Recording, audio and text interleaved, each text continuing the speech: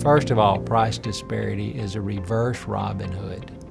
I don't know if I can explain this simply, but if you live in a wealthy area and work in the wealthy area, you pay lower health care premiums to go to more expensive hospitals. Now, how does that happen?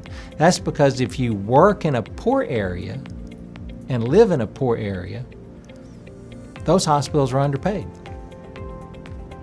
And because they're underpaid, they're basically subsidizing the premium because it's the same premium. If you live in a wealthy house or a poor house, both of those people are paying the exact same premium.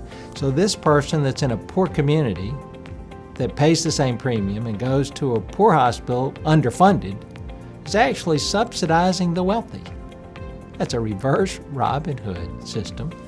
Why does that happen? It happens because poor communities primarily take care of Medicaid and Medicare patients and have very few commercial lives. So when the insurance company looks at the poor community hospital, they don't have many lives that they're taking care of. They don't have many insured people. So when that hospital asks for reasonable rates, the insurance company says, well, if you close, it won't hurt many of my insured lives, so I'm not going to give you very high rates. And they look at the wealthy hospital and they go, oh, I've got a lot of my lives in the wealthy hospital, so I got to give them better rates.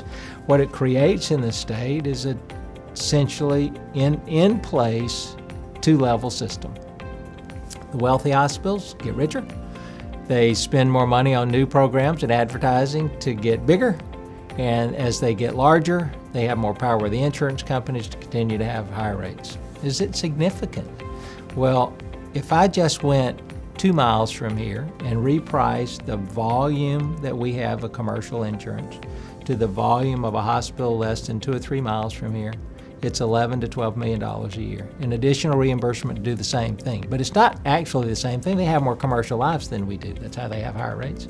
If I went just 8 to 10 miles from here, I could find a hospital that's paid $23 million more than we are a year to do the same thing, but they also have more commercial patients.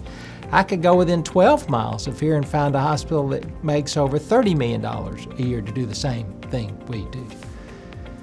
One way to look at that is we're providing a tremendous bargain for the state and a tremendous bargain for employers. And employers would look at it and say, thank goodness somebody is actually trying to keep the cost of health care down. And so I get it. To some degree, there does need to be pressure on price in the healthcare system, but there's such disparity that it has another underlying cost impact people also don't talk about. In Massachusetts and in Boston in particular, because of the number of academic hospitals we have, we take care of an inordinate number of community patients in academic facilities, more than any other place in the country.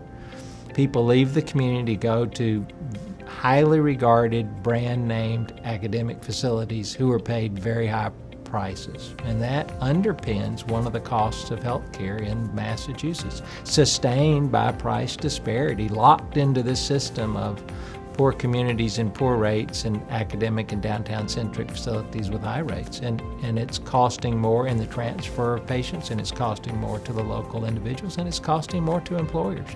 I don't see a fix in that system outside of legislation because the power dynamics of community hospitals, we don't have the power to get better rates. And the only organized methodology to do that is to look at as a state, either price regulation or state methodology to narrow the gaps between the high and the low.